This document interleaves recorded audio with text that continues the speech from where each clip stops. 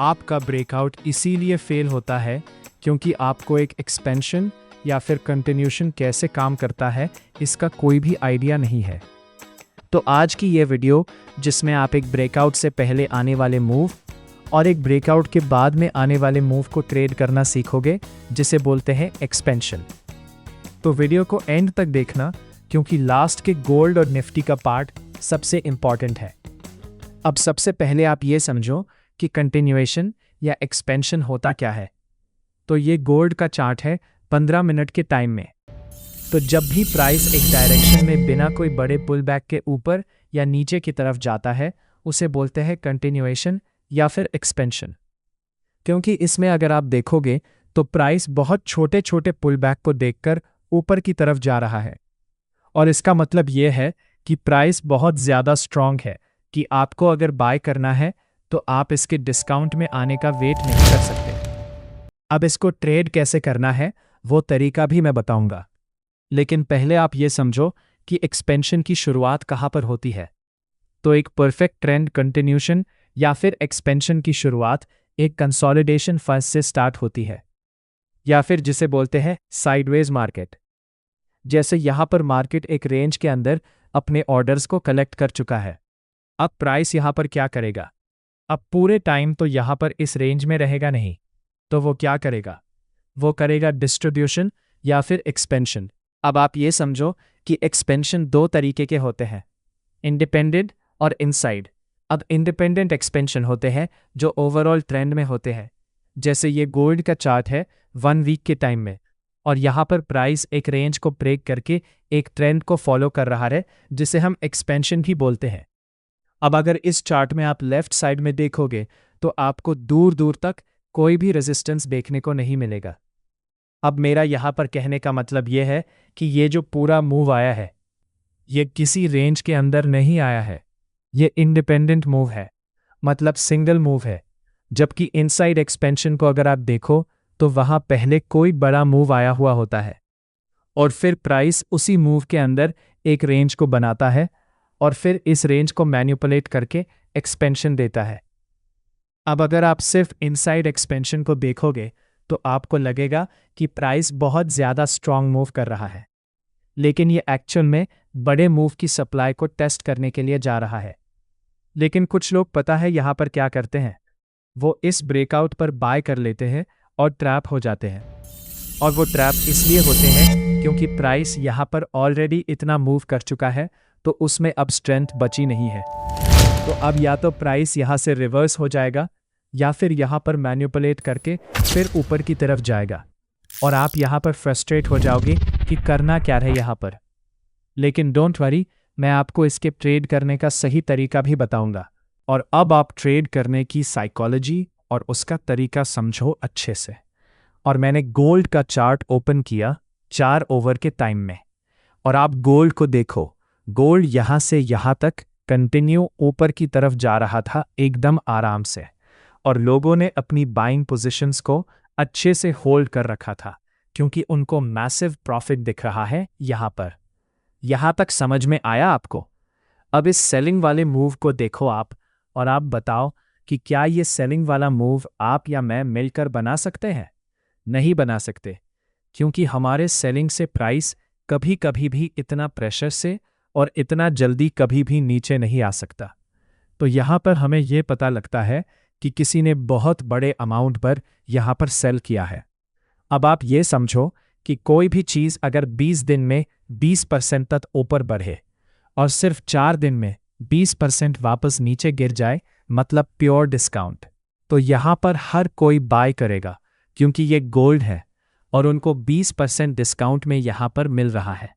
तो यहाँ पर बाय करने से किसका डिज़ायर पूरा होता है? बायर्स का। क्यों?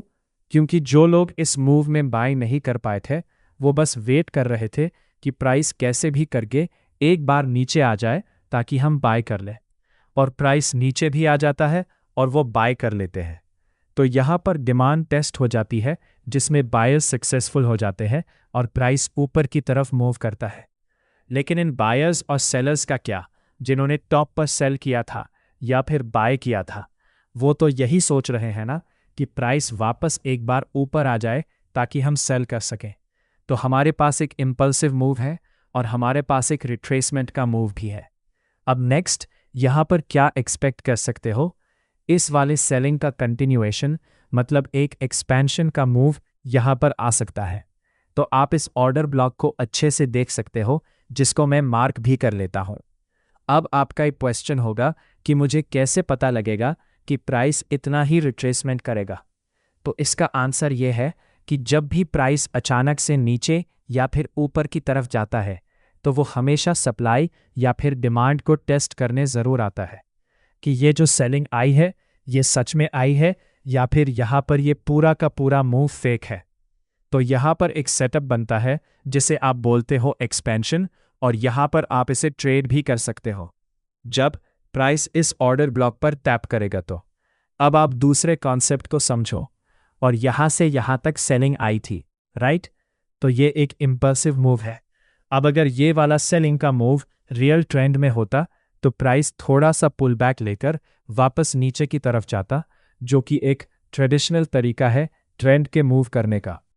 प्राइस यहाँ से रिवर्स होता है और यहाँ पर एक शॉर्ट टर्म का बाय ट्रेंड क्रिएट करता है, जिससे आप यहाँ पर देखोगे तो प्राइस इस हाई से इस लो तक एक रेंज में मूव कर रहा है, जिसे हम लार्ज रेंज बोलते हैं। मैं इसे भी मार्क करता हूं ताकि आपको पता लगे। अब आप मुझको बताओ ये रेंज कितनी बड़ी है। अब अगर आपको किसी एक्सपेंशन को ट्रेड करना हो तो आप इस ब्रेकडाउन पर ट्रेड करोगे जब प्राइस नीचे की तरफ जाए, या फिर इस ब्रेकडाउन से पहले यहाँ पर ट्रेड करोगे जहाँ पर ऑर्डर ब्लॉक बना हुआ है। और अगर आपको यहाँ पर डर लगता है सेल करने से तो आप क्या करोगे, इस ब्रेकडाउन पर सेल करोगे नहीं। तो उसका भी तरीका मैं बताऊंगा, लेकिन पहले आप इस ट्रेड को देखो जो अपना अगर लेते तो उसका क्या होता। तो देखो प्राइस यहाँ से रिवर्स हुआ, आप क्लियरली देख सकते हो, और यहाँ पर आपको एक प्रॉपर एक्सपेंशन देखने को मिल रहा है जहाँ पर प्राइस एक स्ट्रक्चर को फॉलो करके नीचे की तरफ क्लोजिंग दी है और इस रेंज का ब्रेकडाउन भी दिया है। आप यहाँ पर क्लियरली देख सकते हो, लेकिन आप इस ब्रेकडाउन पर सेल नहीं करोगे। ये बात मैंने आपको क्लियर कर दी थी, राइट? तो मान लो यहाँ पर आपको ट्रेड करनी है, तो यहाँ पर ट्रेड करने के दो तरीके हैं, छोटे टाइम फ्रेम में और बड़े टाइम फ्रेम में। अब छोटे टाइम फ्रेम में अगर आपको ट्रेड करना है तो आप इस एक्सपेंशन वाले मूव में जितने भी पीडीएस बने हुए हैं आप उस सब को मार्क कर लो। जैसे ये एक ब्रेकअप ब्लॉक बना हुआ है, मैं इसे मार्क कर लेता हूँ, और यहाँ पर एक ऑर्डर ब्लॉक भी बना हुआ है, मैं इसे भी मार्क कर लेता हूँ। अब जब प्राइस इनके ऊपर टैप करता है तो आपको छोटे छोटे मूव्स कैप्चर करने हैं, ज़्यादा बड़े मूव कैप्चर नहीं करने हैं, सिर्फ 5 मिनट के टाइम फ्रेम में। एंड अगर आपको 4 आवर में ट्रेड करना है तो आप यहाँ पर डिस्काउंट एंड प्रीमियम वाला अप्लाई करोगे। तो मैं फिबोनाची टूल को सिलेक्ट करूँगा और इस हाई से इस लो तक इसे अप्लाई कर दूंगा।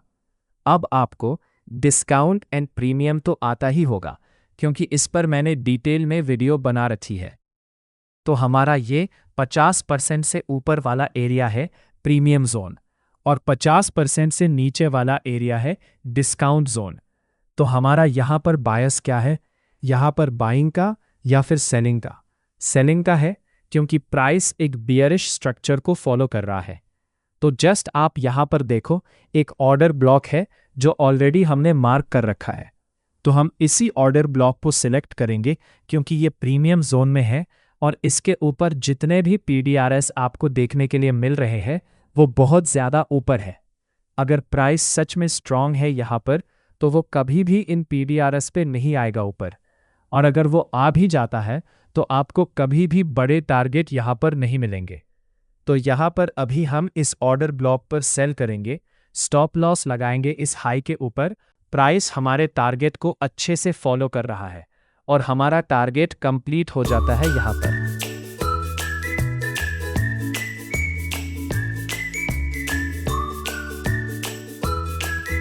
तो मिलता हूँ नेक्स्ट वीडियो में। Thanks for watching.